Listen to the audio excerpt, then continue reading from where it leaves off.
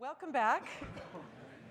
Welcome back. This second plenary, ladies and gentlemen, aims to build on the discussion that we were having before the break, focusing on the question of how urban mobility can advance climate change action. So as you remember, in the second round of questions that we were discussing in our last panel, we were focusing on the Sustainable Development Goals. Now we want to focus on that twin process that is occurring throughout this year leading up to the Paris conference in December, when the international community hopes to negotiate a new climate change agreement. As we just heard, urban mobility can make cities more livable, more vibrant, more sustainable. And that makes it a powerful tool, not only for realizing the new Sustainable Development Goals, but also for achieving the kind of climate change targets that the international community does want to incorporate into an agreement at the end of this year at the 21st session of the Conference of the Parties to the UNFCCC. Now, each of our panelists is working in his or her own field to strengthen urban mobility's contribution to a new climate economy, and all are doing so by forging links, by building networks and platforms for exchange that transcend national, institutional, sectoral, and modal barriers. So there's that third C, coordination again. Our panelists include business leaders as well as representatives of NGOs, and it is now my pleasure to introduce them. And I proceed alphabetically, starting over here with Kevin Austin. He's Director of Initiatives, Regions, and Events for C40, a network of the world's megacities that was founded 10 years ago as a forum for creating and sharing knowledge to drive measurable action on climate change. Prior to joining C40, he was Assistant Director of External Relations for the Mayor of London, and in that capacity he served as Head of Olympic Projects. Next to him, Robin Chase is CEO of Meadow Networks, which advises government agencies about wireless applications in the transportation sector, and she's also founder and CEO of Zipcar, the largest car-sharing company in the world.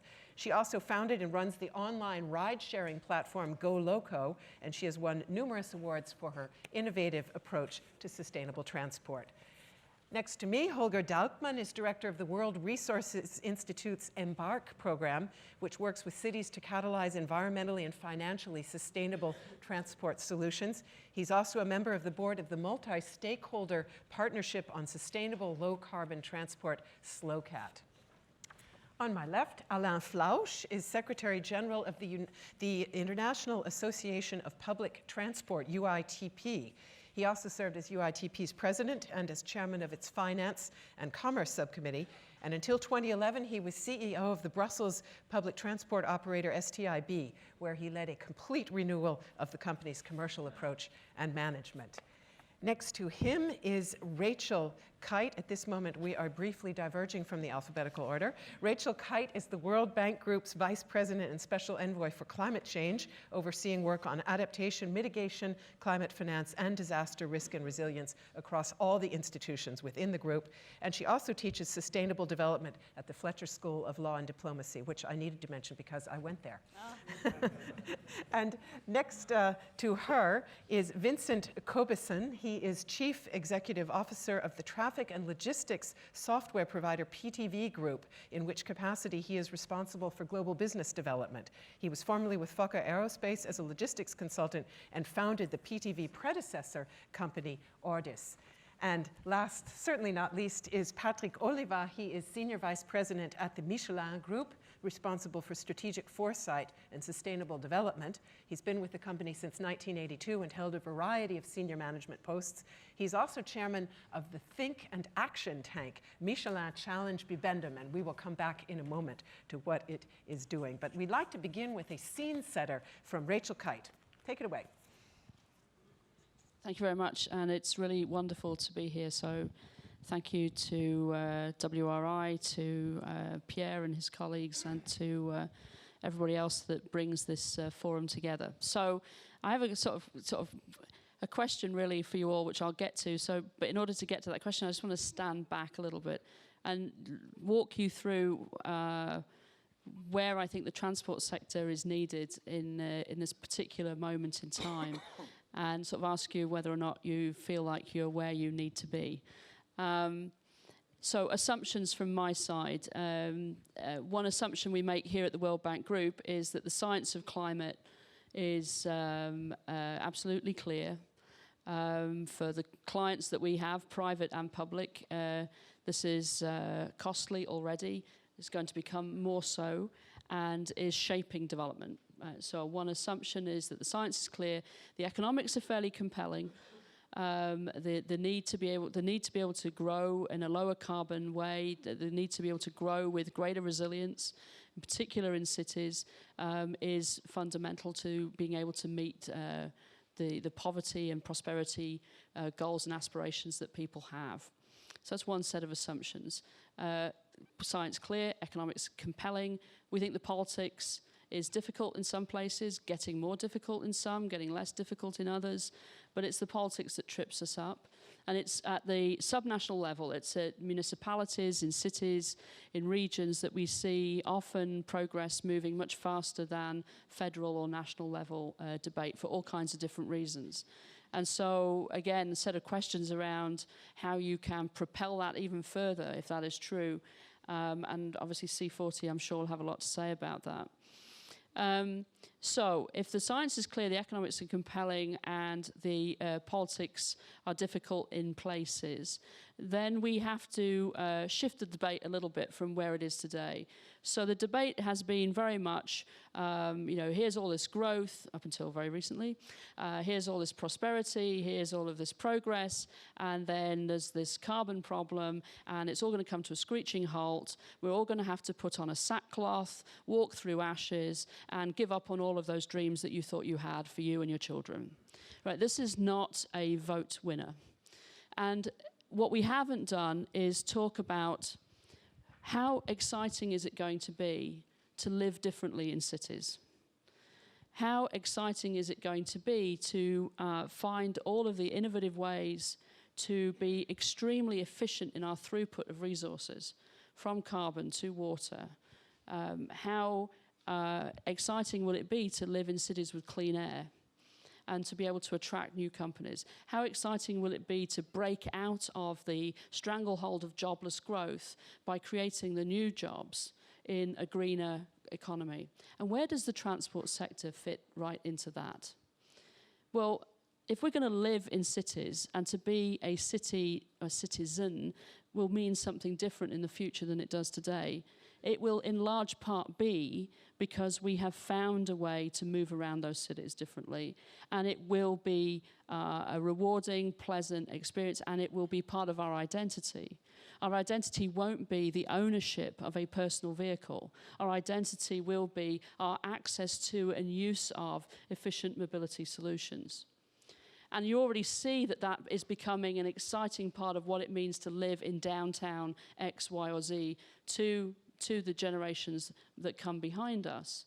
But how do we make that something that works for everybody? So can transport help us turn the debate into one which is seen as a zero-sum game to one of we can all benefit from finding the solutions to living in a low-carbon way, living in a city which is more resilient? So how exciting will it be to have the construction materials that are porous and multi-use, that means that all infrastructure can be multi-use, right? So that flood control mechanism, which is also a transport tunnel, which is also an underpass, which is also shelter in typhoons, right? How exciting will it be to live in a city that is shaped completely different by the way in which we use the architecture and the building around us and the way in which we move around that? So I think that the transport sector is it's no longer just a story of you are responsible for 15% of global emissions, and if you don't do something differently, you will be responsible for 50% of global emissions within 20 years, right? I think it's a story of those 15% of emissions can be radically altered in today's existing and future cities if we think about transport in a different way.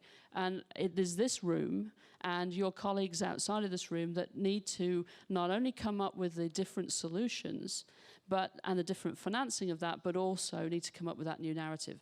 And on the financing, I think we together with others have been guilty of throwing more spaghetti on the wall to see what sticks.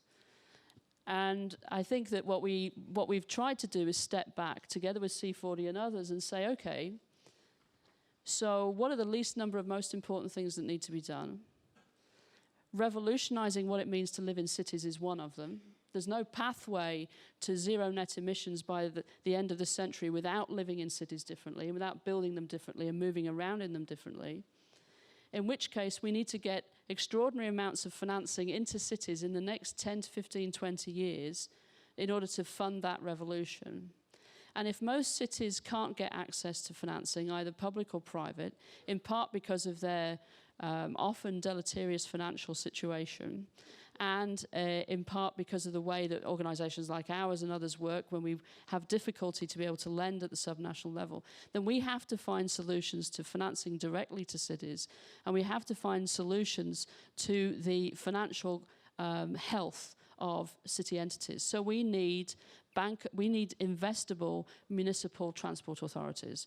We need vehicles and institutions at the city and municipal level that can absorb the kind of financing needed to build the kind of structures we want.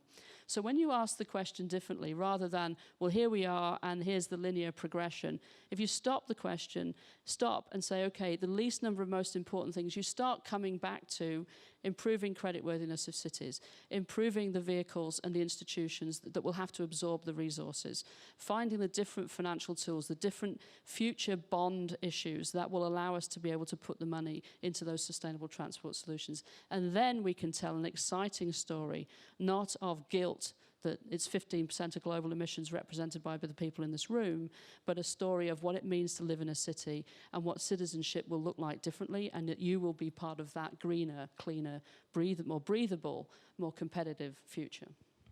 Many thanks.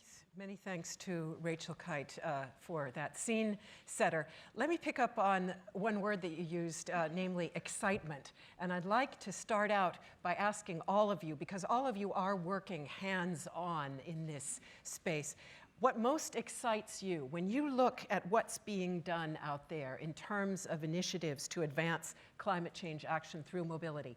Where do all of you see the most exciting approaches? They might be policy approaches, they might be new technological innovations, and I'm just going to go right down the panel and ask each of you to basically talk about where you see particularly promising developments. So I'll start out with Kevin Austin in terms of cities and their commitments. We talked about C40 and some of the commitments that it has made. Where do you see the greatest potential there for driving really measurable action on climate change mitigation? Okay, thank you. I think Rachel's point that actually we have to live in cities in a different way, I think is really valid. And mayors really get that. They know that they've got to change the city and make it work for their people. Otherwise, they won't be re-elected. I think the new climate economy report was very interesting, where actually it said the interdependence between planning and transport is absolutely vital. You can't have one without the other. If you have a city that's got sprawl, then it doesn't really matter what transport you put in, it's not going to work. Equally, if you can't put the transport in, you can put the transport in, but you have a dense city, you won't actually work. It won't work. So the two interdependencies are there. And actually, the way we work at C40 to identify the key priorities for our work and the work that we do with cities is using something called opportunity scores. And that's a blend of three factors. Firstly, the potential to reduce greenhouse gases of that particular action. Secondly, the powers that the mayors have. Obviously, if the mayors don't have any powers, then the cities can't do it anyway on their own, so it's no point in us working on that. And then thirdly, the future potential. If every city is doing something, it's not going to make any difference down the line in terms of reducing greenhouse gases. It's those things that maybe one city is doing, two cities are doing, that could be expanded elsewhere. And if you look at the top 20 items that come up in our opportunity scoring, 14 of the 20 relate to transport and urban development. And actually, 5 of the other 20 relate to energy as well. So that's where the top 3 are. And the big things are, how do you make a city more compact? How do you work out transit-oriented development? How do you regenerate brownfield sites? And that's on the planning side of things. I think on the transport side of things, transport demand management and travel demand management, along with things like congestion charging, low emission zones, changing the fleet to low emission vehicles, electric vehicles. And finally, and very importantly, how you develop non-motorised transit and non-motorised modes. And all of these things have standard ways of doing things, but also mayors are very keen to innovate, mayors are very keen to try new things, and they will come through the system and allow us to do more. So I think it's a blend of those two things, a blend of big things. And I think the final point I'll make on that is commitments. It's all very well having some ideas, but until cities make commitments, and they're very keen to do that, you don't have a pathway to move forward. And again, research that we've done over the last few years showed that cities that have targets deliver 3 times as many actions than those that don't. And again, this is a key part of the Compact of Mayors. So target things, identify the main things, and then work holistically with planning. That's the main things from the city perspective. Okay. Moving along to the private sector, Robin Chase, perhaps game changers from the technological side, but also policy, if you'd like to talk about that. That word excitement is one that is dear to my heart, because I feel like technology is enabling us to share assets in a totally transformative way. And when I was listening to Rachel, I agreed completely. We need to multi-use and get efficient use of every asset. And so particularly if you look at me, let's talk about vehicles. Right now, the old story of one person or one household, one car, we know already is going out. And if we think about cities in the future, it has to be 100% shared vehicles and shared trips within those shared vehicles, and the shared vehicles of all types and sizes, not just big ones, but going all the way down. So I'm excited because we're seeing that transformation happen right now, and you guys will recognize these things. So yes, I launched Zipcar, and we now know that car sharing can be something really desirable, that people prefer to share cars in cities than own their own because they use them so infrequently. We see the advance of BlaBlaCar throughout Europe, which just launched in India yesterday, which is real ride sharing. So one person in a car filling that car up to go intercity. And that is, in Europe right now, they're moving 2 million people a month without having bought any new infrastructure, period. The infrastructure is all in the technology. We have, Uber and UberX and Lyft who using people's existing assets and cars. So just think about how technology is enabling us to share and get efficient use out of many, many small parts. I think it's really, for me, the absolutely most exciting thing that's happening everywhere. And we can know that from a person in the city's standpoint, in fact, these are preferred modes. Rather than spending, let me get this number right, 18% of my income on average. For you guys right in this room, if you own your car, you're spending 18% of your income, household income on that car. It is ridiculous because you only use it 5% of the time.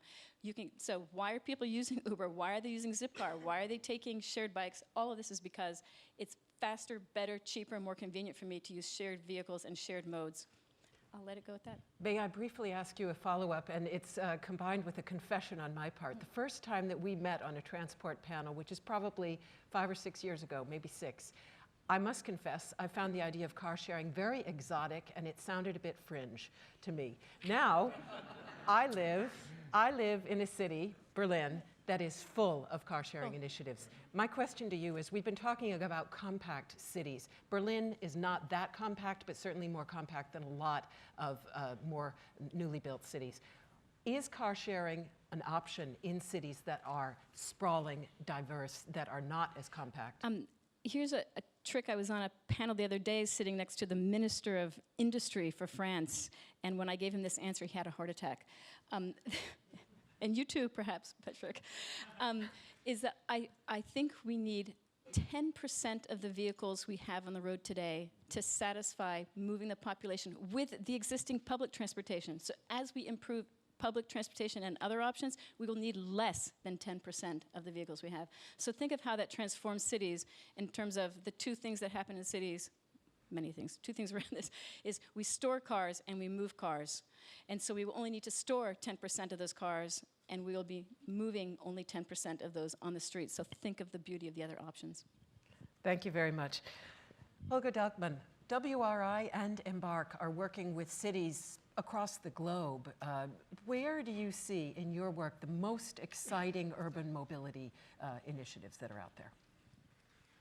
Well, first of all, when we heard earlier the Mayor Mancera from Mexico City seeing there are champions around, and we're very excited to work with many of those champions. So Mexico City has a climate action plan, but they also have a lot of plans around mobility, and with partners like the World Bank, like us, making that happen. So having this leadership is absolutely vital. We had on Tuesday, we had the Sustainable Transport Awards.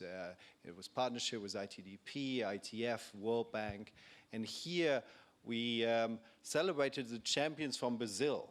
So in Brazil, the city of Belo Horizonte, the city of Rio de Janeiro, and the city of Sao Paulo won a prize for their innovative new sustainable mobility. And what all these cities have in common, in fact, is not just some specific projects, but they have a vision. They have really ambitious plans, and they measure, and they take action. And all these cities, again, also have in common, they measure what they're doing. They all report also to a platform on the Greenhouse Gas Protocol as a partnership with many institutions, including also C40 and ICLEI, and they take action. And if you add all this up, and this is also the big thing for 2015 when we moved to Paris, cities take action, and in New York in September they said, 228 cities said, we measure, we take action and report on that. And this is fantastic. And when we're adding these up and then also get a deal which also more recognize the importance of cities and provide also the right finance, I think then also we can turn around. In terms of commitments, Alain Flausch, the UITP is right there at the head of the pact as well. At the same summit that was just mentioned by Holger Daukmann, the UITP, on behalf of its members, pledged no less than 350 actions aimed at doubling public transport's share of the transport market by 2025. That is a very, very ambitious initiative. How feasible is it? Sorry, where do we have a microphone? Yeah. Thanks. Yeah, feasible. That's, of course, this was launched in 2009, this PT ×2, public transport ×2, has a goal, has an ambition for the sector, just to get the sector moving. What is exciting me today, indeed, is to try to make sure that the community of public transportation, which is both the operators, the authorities, the industry, get together and really make firm commitment. I'm representing here, if I can use that word, the floor. I mean, the people that are working every day, and try to involve them in this climate change fight. Obviously, we all have reason to be concerned by this, but generally, the public transport community was a very old-fashioned one. Not very much. They were happy to run their trains and their buses, but to make them now contributing to that fight, because public transport is very efficient in this term, is one of the major contributors to reduce the CO2 emission. And having those guys taking firm commitment was really a challenge for us. And that's what makes me excited, because I think if we can lead the pack and becoming with firm stuff, that will really help. Now, if it was very difficult, because we had in 3 or 4 months the need to gather everybody and to try to get from our members commitment, but described commitment, was like new line extension, new vehicle, new fuels, co-mobility, all this, and try to gather them all. And we got finally 110 networks, but some of them are the big one, some are smaller, coming from all over the world, with still a majority from the Western world, because obviously things like electromobility is something which is less well regarded in the developing world, because they're still fighting for earlier stuff. Just installing transport and the electromobility of buses is eventually a bit far-fetched. But those 110 networks took 350 commitments. And those commitments are very concrete. It's not just words, which I am afraid from time to time a little bothered by this on these high-level discussions that we're just talking about. We have nice words, nice policies, but in fact nothing is happening on the floor. And those members, they really, and we want them now to continue. Of course, it's commitment from now till 2030. So it's going to take a long time. You know, the time horizon of public transport is generally a long time, because when you need to invest, like, you know, in India, we were talking about the metro of Delhi. It has been ages first to decide to make the decision to build the metro, and it takes quite a while, although they are going very fast, to build the metro and what they're doing now. So we need a bit of time. But it's, I think the transport community, with the help, of course, of the champions that Olga just mentioned, I mean, the decision maker, is one of the best spared to make the case of climate change and to do something real to prevent this to happen. And that's why I'm so excited by this fight. Rachel Kyte, you gave us your vision that excites you. Do you want to highlight a couple of particular innovations or initiatives that generate equal excitement? Well, I think that, I mean, very briefly, I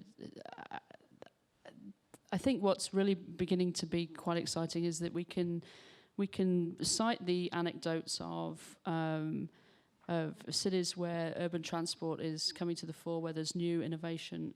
But now what I think is the most exciting for me is the beginning of real sharing of knowledge at scale amongst cities and amongst the transport decision makers in those cities. And you're beginning to see the sort of city networks and the mayors and everybody else just sort of muscle their way to the forefront of the debate. And say, you know, and it's been a while where it's both business leaders and mayors and people who are sort of on the front line getting on with it have been saying, look, you know, whatever the negotiations, really, you know, for our own sanity, for our own growth, for our own competitiveness, for the air quality and the livability of these cities, or for the future of the transport sector, for our share price or whatever, we're going to move ahead anyway. But now you've sort of, I think that's switched a little bit to, well, we're going to move ahead. And by the way, here are the things that you could do at government level that would make it easier for us to get even bigger results.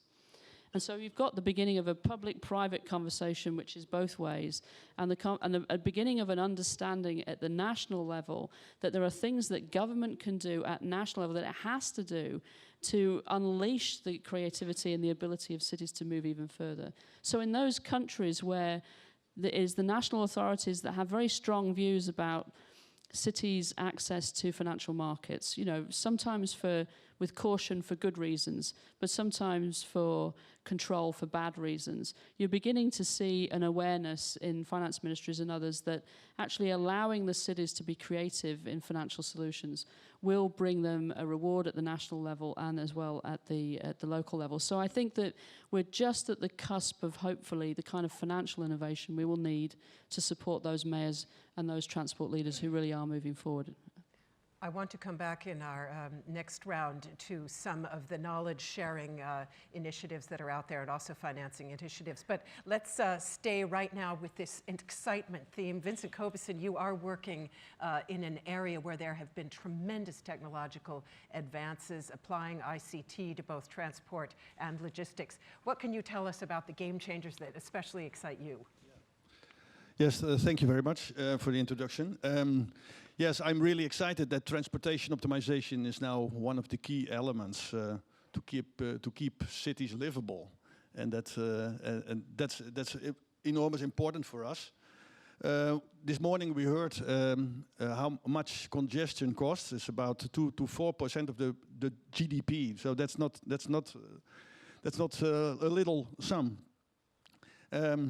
We as PTV, we optimize the movement of people and goods, and that's what we're doing for 40 years, and we do that with software, with the help of software. And when we started 40 years ago, it was all about money. It was all about efficiency, and of course we developed cities and master planning, and of course we looked at land use at that time. It was efficient land use, but it was not that important at that moment. 40 years ago, it was another world.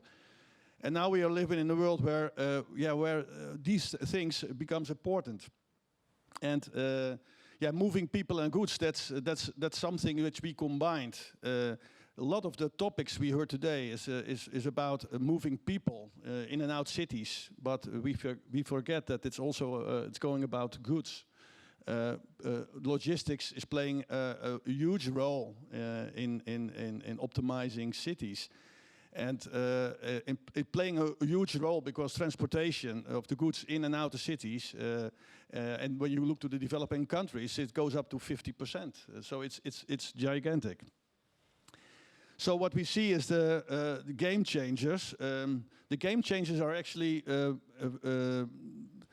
is money driven for a part, because there is no money for infrastructure, for extra infrastructure. So we have to spread out the existing infrastructure. So that's what's going on. And of course, software and technology can help. And that's what we do, and that's what we deliver. In this world, we see, of course, all kinds of transportation which we have to optimize. So that's one of the new things and new elements. In the past, it was all about cars and of course, trams, buses. But it's now also bikes. We heard it this morning. It's about pedestrians, pedestrian optimization. So it's going multimodal, because people are traveling not only by using one modal, they're using multimodal. So they're going with a bike to a station, and then they take the train, and then they go to a spot where they can rent a car or share a car, and then they drive to a certain spot where they want to be. So it's all multimodal. What we see, it is going also in real time. So there's also a different game changer. Real time, that's the new thing, and it's not a trend. It's something that it won't disappear anymore. So real time, so we can plan in real time. So that also means that that things are coming together. Planning and operations are coming together. That was in the past, that you had the planner in one corner of the building, the traffic planner, and the operations was in another corner. But these two are coming together now. And that's new. So that means that we can continuously optimize our whole thing. And in that world, we have to do it safe, because safety is a key issue, because people want to reach their destinations in a safe manner. So we have to be aware of that. It has to be sustainable. That's also a game changer. Sustainability is still important. We have to lower the carbon levels, and that was already said this morning. Sharing is a topic which was mentioned already. It's also a game changer. People don't own a car anymore. They don't want to have a car. They only want to use a car, and that's a new trend. And we have to plan with that, and we do that. And it all goes in a world which is better connected, and it's a compact city, and it's a coordinated city. And I fully underline that these are the main topics. The city is changing, the technology is changing, and that's really exciting. Yeah. Thank you very much. And finally, Patrick Oliva, I mentioned in my introduction that you have been chairing the Bibendum Challenge. At its latest edition, it released a green paper that identified 5 game changers that could significantly bring down CO2 emissions. Mobility was central to a couple of those. I found them very, very intriguing indeed. Would you highlight the ones that you consider most exciting? Thank you, with great pleasure. Yes, in Chengdu we had a fabulous meeting with a lot of private and public institutions. And we came to the conclusion, very simple, very simple, that actually if we are to transform transportation, we have to do 5 things, which are very rarely taken together. One is about technology. We're all convinced of that, okay? Hybridization, connectivity, ICT tools, that's for sure. We need policies, clear, otherwise the technology will not develop.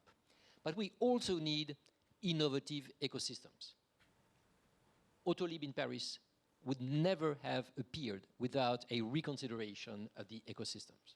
That's very important, and there is plenty of things that we could do in this respect. We also need a 4th element, which is often forgotten, which is the new economic tools. We talked this morning about pricing externalities. Let's go for it. I mean, we talk about it, let's go for it. And we certainly consider that giving a value or values to carbon in particular. I'm not specifically talking about a price or a specific tax. I'm talking about giving a value to carbon through direct and indirect tools is very important. 4 things. And the 5th one is, let's be very serious about it. And if we want to transform it, let's go with a massive deployment. In other words, we have a tendency to be very incremental in moving things. If we are incremental, if we bring 2 or 3 hydrogen buses in a city and so forth, that's very nice for the image of the city. It doesn't change anything. 5 things. Now, if you are in a decision-making position, what you have to do? And we came, once again, to a conclusion that, and there was a strong consensus of that we had at least 5 game changers to get involved.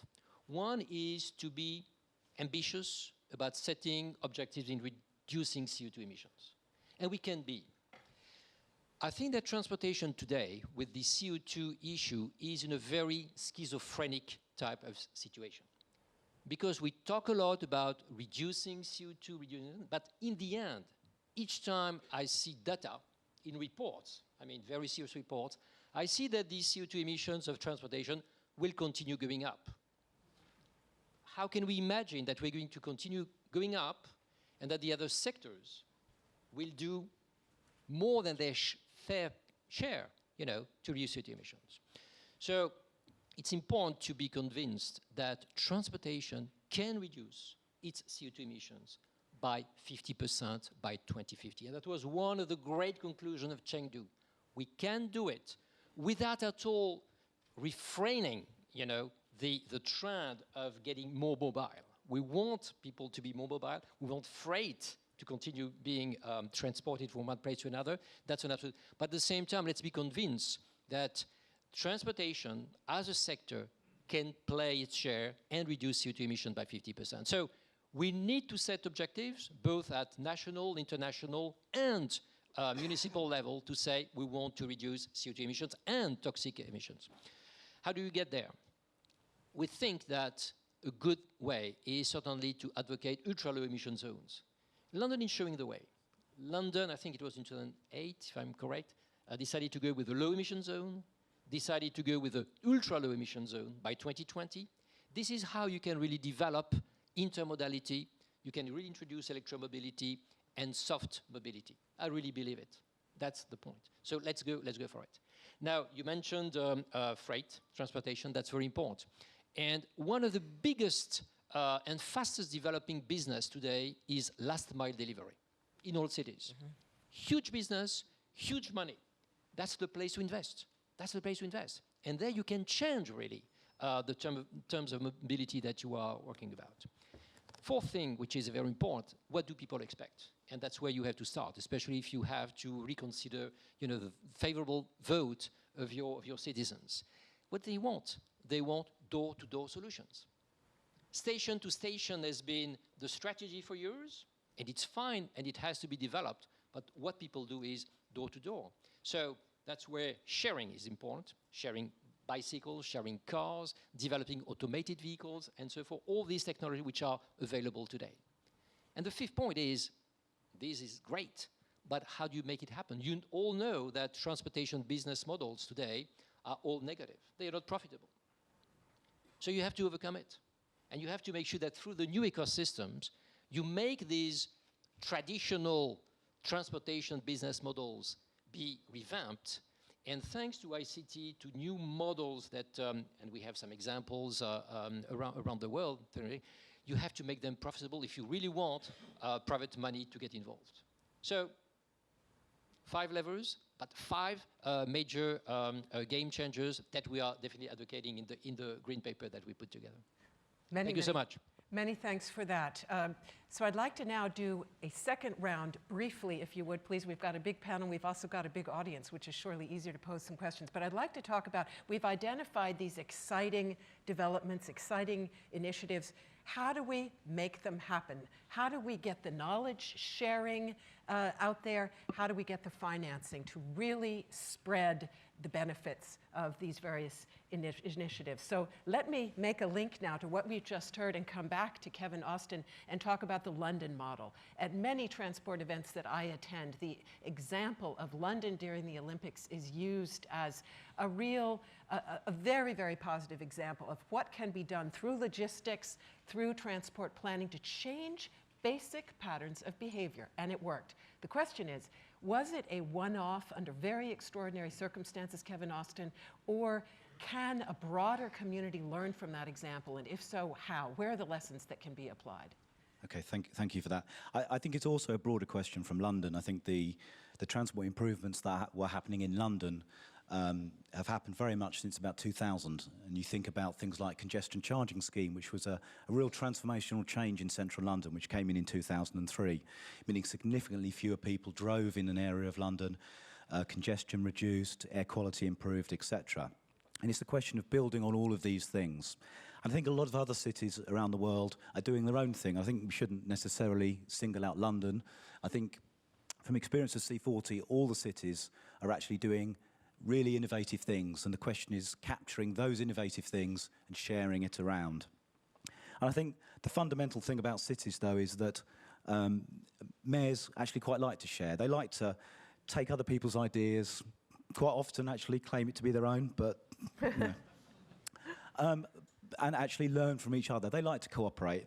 And I think it's far easier. I think Rachel mentioned that cities can share in ways that nations can't. And I think fundamentally it's difficult for nations. Nations compete, you know, trade barriers, wars or whatever, and it's a lose-win situation. Whereas actually, cities compete as well, of course. You know, London, Paris, cities within countries. But actually, they compete by making their cities better, improving the infrastructure, improving the quality of life. To bring in investment, jobs and growth. But it's a win-win situation. The cities are better, therefore, investment. So I think that's the difference. I think in terms of not just London, but others, we can demonstrate that sharing actually works. And this is the fundamental point of C40. And I think I'll give a couple of examples, because I think it's quite useful. If you think about bus rapid transit, I mean, that started Curitiba, Bogota, Latin American countries. We now have 35 C40 cities with rapid transit systems. And over half of these are in the Northern Hemisphere. So it's not London, New York, others teaching the Southern Hemisphere. Actually, it's the North teaching the South teaching the South, and actually more importantly, and increasingly importantly, the South teaching North America, Europe, actually how to do things. And I think the other thing with sharing, whether it's things from London or elsewhere, is actually things move quickly. For bus rapid transit, quite often it took 12 years to move from start to finish. Because of the lessons learned and the sharing that's gone on with the cities, we're now down to 3 to 4 years. So the results in terms of congestion, in terms of access, in terms of quality of life, and very importantly in terms of climate change and greenhouse gas emissions are happening quicker as a result of this. And one more example relating to cycle share. In 2011, we had 6 cycle share programs, one of which was London, I must admit, in this case stolen from Paris. But by 2013, 36 cities have got the example, you know, a 500% increase. So we can see that sharing really does work. And these networks that C40 has really do help to make a difference and make things quicker, cheaper, and more efficiently. But I think just one final point on that. Sharing knowledge is one thing, but actually now the cities are coming together and actually working as a collective unit to lobby, to come together to say these are the things that we need in order to make our cities better, whether it's international finance, whether it's more powers from government. And I think as a collective unit, they have more power, more bargaining tools with the private sector to get, for example, cheaper electric buses and things like that, which again will mean that things happen more quickly and more efficiently. So sharing knowledge is one thing, but we're moving much more now into working together, cities as groups.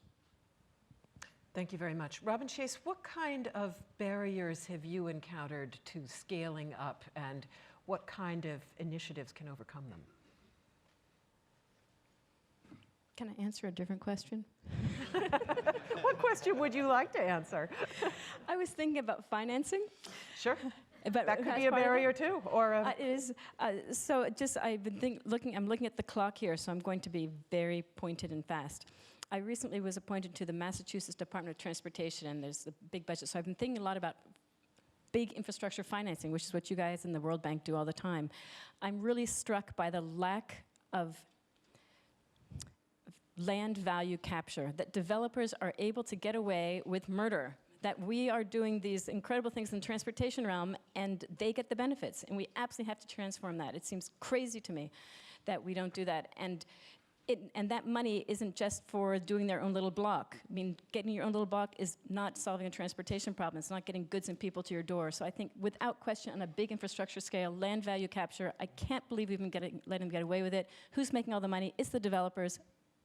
Let them make a tiny bit less. The other piece around financing, and it's just a new idea that I want to put out there very overtly for you, is when you think of things like Zipcar and BlaBlaCar and Uber, and one in India now called Giotto, you need to remember that there's a whole other sector out there of investments, and those are individuals. This idea of co-investment and building these big platforms very, very quickly. So the platform needs to be developed, but then individuals and very small companies can co-invest and put their assets on there and make big changes very quickly. And just this morning when they were talking about the microbuses in Mexico City, that is 30,000 small individuals who are going to be co-investing their assets, their skills, their stuff to transform transportation. I see, for me, dramatically, this is where we're going to get speed.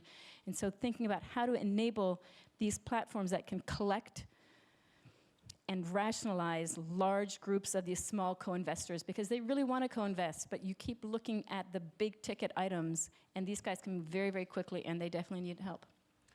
Many thanks for that. Let me pick up on the point about land value capture, but perhaps in a slightly, and we'll move the microphone along, that's fine. Holger Dahlkmann, vested interests. One of the things that, of course, does hinder the spreading of positive developments is the fact that patronage and power have played a huge role in the transport sector in terms of influencing how development occurs and who gets the benefits. How can that be changed? Wow, that was not the question on the card, so that's... But it's a crucial question. No. It's a crucial question in this sector. And if we're talking about how to break Absolutely. The patterns. So framing that on the whole picture, when we talk about finance, we're talking about more than $1 trillion investment per year when it comes to the transport sector. So here, 60% comes out of the public, 40% comes out of the private. Currently, what we're having, and talking here about power, we have a lot of investment in the wrong things. We have investment, and we heard that from Felipe Calderon, the investment still is in inner city highways. And there are vested interests there, and here with a stronger leadership and with a vision to say we want to also create our cities for the people and not for the vehicles is one of the vital parts. The other is to think about creatively how we can also use new money coming up, which is on a small scale. But we will see that through the climate deal, there's a Green Climate Fund, how this small scale of money, we're talking up to 100 billion. And putting that into perspective, Mexico City said, oh, we actually need 15 billion for just our climate action plan. So this money also have to be planted very carefully to champions to then said, this can go into the capacity building, this can go also into institutional setup, and this can also then leverage the right private investment and allow them to really push us for the right ideas and right actions. So we really also have to be transparent, we need also the leadership, and also we need also that shift of power to also more the people who can actually benefit from that. Thank you very much. Alan Flausch, I'll come right back to you, but I'd just like to skip over briefly to Rachel Kyte on a related point. One issue is vested interests, power, patronage. Another one is that the transport sector tends to be plagued by chronic shortfalls, by inconsistency, by switches. Where do you see promising financial innovations that can address some of those issues? And I heard you nodding, or I saw you nodding and mumbling when Robin talked about land value capture. So if you want to address that point as well. Well, no, I mean, as somebody who drives over the American Legion Bridge far too often for my blood pressure, I'm often struck that the transport engineers in the World Bank Group have a lot to say about the way in which the city and this tri-state area that we live in operates itself. So that's maybe why I was mumbling. But you know, pity we don't work here. But anyway, I think where the cities that I see really breaking through are the cities that have that are doing two things, right? One, they are working on, that fundamental understanding of how transport shapes the city, and so either have by constitutional means or others the ability to bring investment into the long-term plans that are needed in transport and in urban development. And they're either like cities in Brazil where the government has reached an accommodation with the cities about how that finance can flow and is prepared to work with institutions like ours and others to make sure that finance flows to the metropolitan area, to the state or to the city. Or the same is true in Colombia. And I think they've both been great success stories. And you compare them with other countries in Latin America where the financial relationship between central government and cities and states is not so clear, and where they haven't been able to attract the resources in at the urban level. And that's been a real problem. But they've also done the other thing, which is invest in the institutions necessary.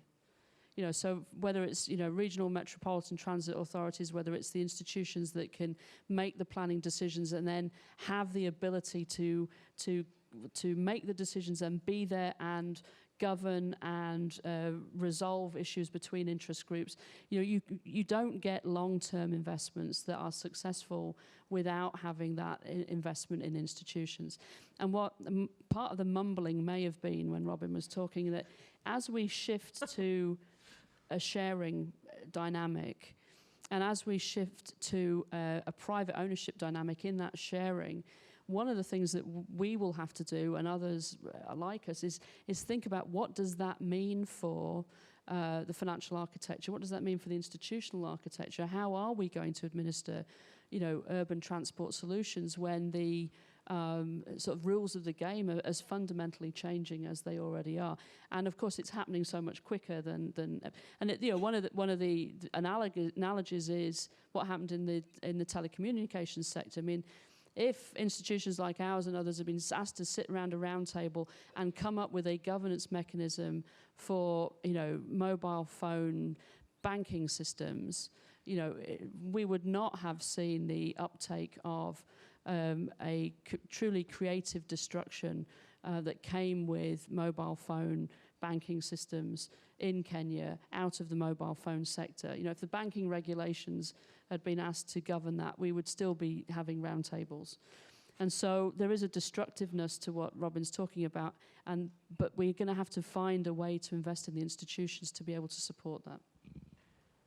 Alan Flausch, really innovative approaches to funding sustainable mobility. I know that UITP in the past has had some good things to say about public-private partnerships. Where do you see promising avenues to get at some of these funding challenges? Actually, our conclusion from the work we did on funding and financing is that there is no silver bullet. In other words, it's a combination of very different type of innovative financing can help. So PPP was one. They were bad experience. You remember the PPP in London, where finally the community had to buy back all the PPP consortium. There are good experience in Canada, where they really developed know-how in this respect. There is a good experience in Brazil, in São Paulo, for the metro, because we're always talking about BRT, but in fact, in the big cities like London or São Paulo, you need generally to go to rail if you want to really make mass transit. I think the trouble with PPP is that our environment is not very stable. And for a bank or whatever funding group to come and say, I'm commit myself for 30 years, it's something very difficult.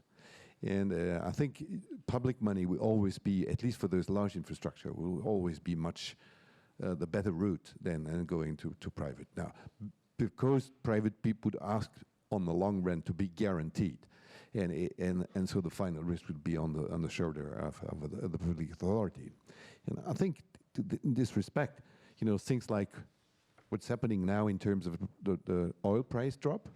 I mean, this is changing a lot of equation in many places of the world, and if maybe some would find it favorable right now because you're paying less, but on the long run, it's a disaster for climate change. And this we really need to address it. And it's not the private people that can really find a solution. It's the state that can really make the difference and try to absorb this price drop by being creative in creating new taxes, or like was suggested this morning by Mr. Calderon, in suppressing or striking out subsidies to fossil fuel, for instance.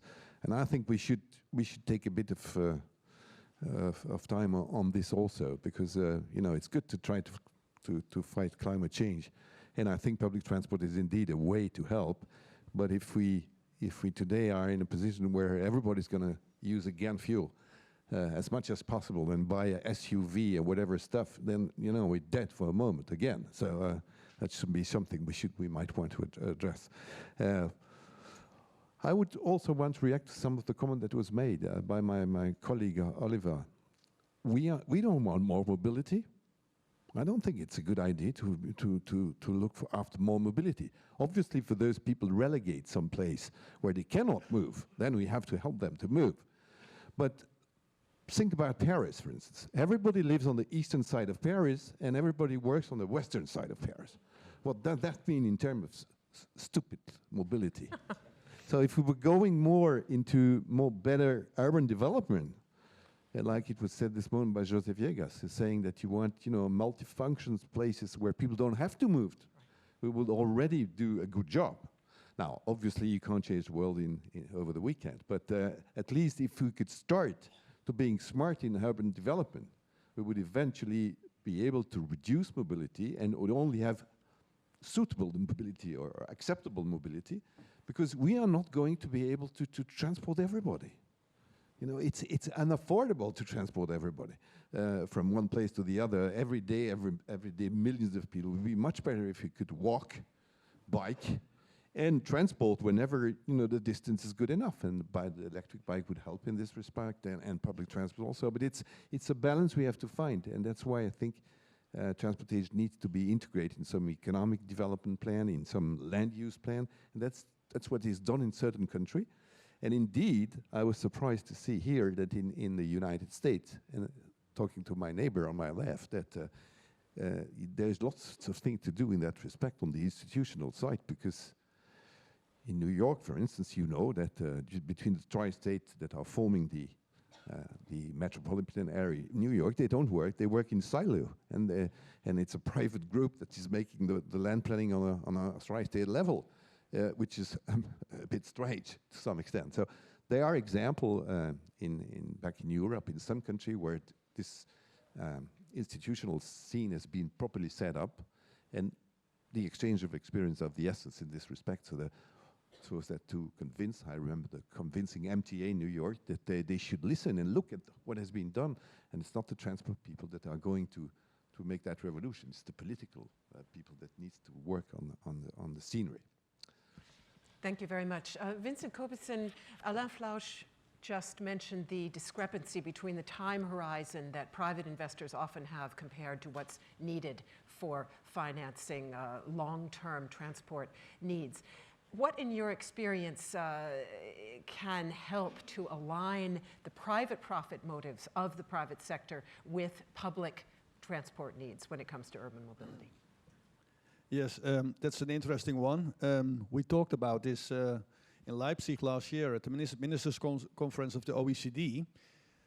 We have actually to bring two worlds together. There's the private and the public world, and that's not easy. And we have to solve some topics, because we share topics and we have to solve them.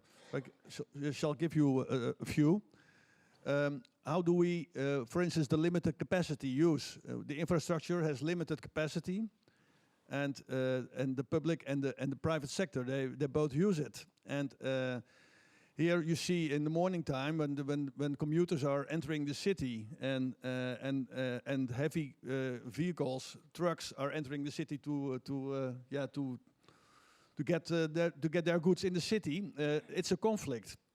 So logistics should have a certain time frame where they can enter the city, for instance. And these topics should be discussed in the public-private environment. There's also a discussion about real-time data. Real-time data is there. Everybody is wearing, not wearing, but is having a mobile device. And these devices storing all the data, all the movements. And who's owning that data? And so the privates and the public sector, they have to make a covenant about this. How do we share these data? And how do we make this data anonymous so that we can use it? How can we, the logistics, for instance, the logistics service providers, they drive in the cities with their own vans, but there's a lot of empty running in the city. So how do we improve that? So that's also, it can be forced also by the private sector. So there are a lot of things to do and a lot of things to discuss. It starts with the politics. So we need actually courageous mayors who are starting this process, because the politicians, they have to say, okay, yes, let's build that livable city. And we start with this process. We bring these two parties together. And a lot of courageous mayors are here. I saw them this morning here on the podium, and it's good to see them. And I want to say, okay, hey mayors, we have the technology. We can support you on this topic. And we can simulate and model quite a lot, and in real time. The two sectors, and that's also a topic, the two sectors, they look to each other. The private sector is still a bit resistant from signals from the public sector.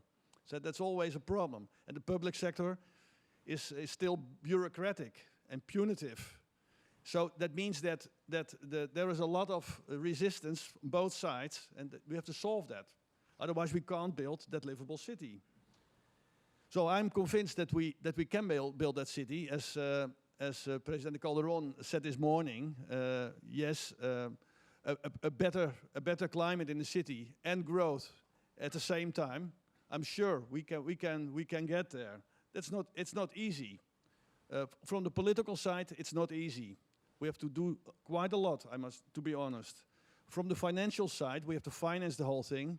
It's a challenge, but there are a lot of bankers here, so I'm convinced that we can solve that as well. The technology side, and I'm proud of that, we are quite far, so we can support you. So that means that we can help you. We can model a lot, and I think in the public and private environment, there's an acceptance for a livable city. So the moment is also there. So I think that we are on the right path. Thank you very much. The point about data sharing, we will be picking up tomorrow in our plenary on connectivity. I suppose that many of you saw that Uber is now offering to share its data with the city of Boston, and some of the issues that are raised by that, I think we will address in that plenary. A last question to Patrick Oliva.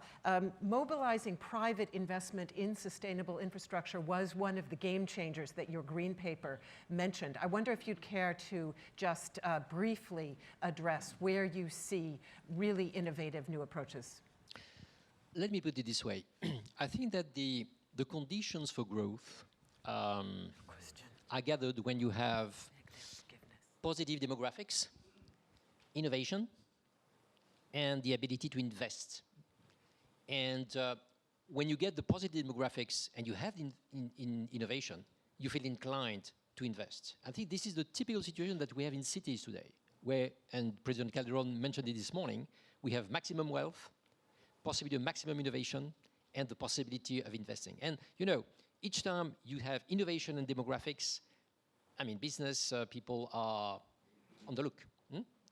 So, what I would like to say in this respect is that if you take both aspects of transportation, goods, any prospective study that we are making shows that the mobility of goods will increase because we'll have more food needed for more people in many more places. And from industry, we see also the same trend. So we really think that this is a growing area structurally, and this is good for investment. So we shouldn't see that as an area where investment should be difficult. Now, when we talk about these new ways of giving mobility to people in cities, We were mentioning door-to-door solution. We're mentioning last-mile delivery. These are areas where there is a real need from citizens and real business cases available. So we really do think that for these new activities, there is possibility of transforming the business models and to create opportunities for positive results. It is clear that today, when we look at Uber, when we look at BlaBlaCar, when we look at the business models are not firmly established yet. So there is still a sense of uncertainty, okay? But over time, we really think that things are going to stabilize. And I'd like once again to mention what President Calderon mentioned this morning. All our calculations show that if we go along these innovation routes that we are advocating, we're not necessarily going to create a renaissance in job creations and new activities, but at least keeping the same level of economic activity, but with a tremendous plus, which is a tremendous plus in health for people living in cities, and a tremendous plus in the well-being of people. And this is worth the game. Many thanks to you. And those were ideal last words. So, ladies and gentlemen, may I beg your indulgence? This panel has generated a lot of very interesting ideas, but of course, man and woman cannot live by ideas alone. And if we were to now take audience questions, we would be cutting substantially into your lunch break. So may I suggest that we leave the discussion there, knowing that we now have a break in which we can all network and discuss in an informal setting. So perhaps, first of all, a very, very warm round of applause to all of our panelists.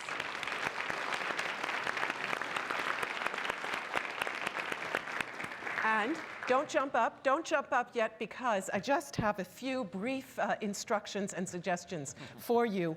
We will take a 1-hour break, meaning back here, please, at 2:10. We're running just a tiny bit late, but I think we have some room in our parallel sessions to catch up.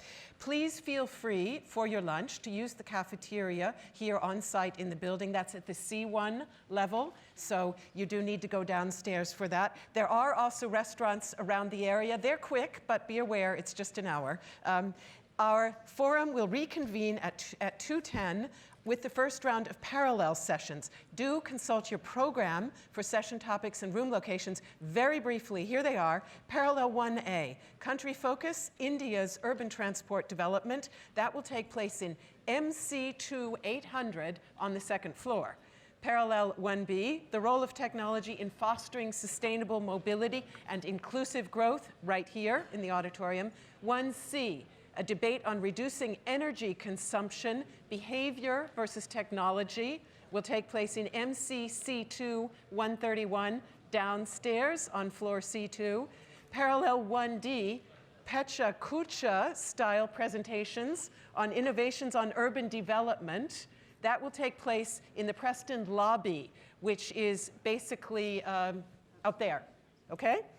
Please use the elevators if you want to access parallel sessions not on this floor. Once you exit them, you will see signs for how to get to your session.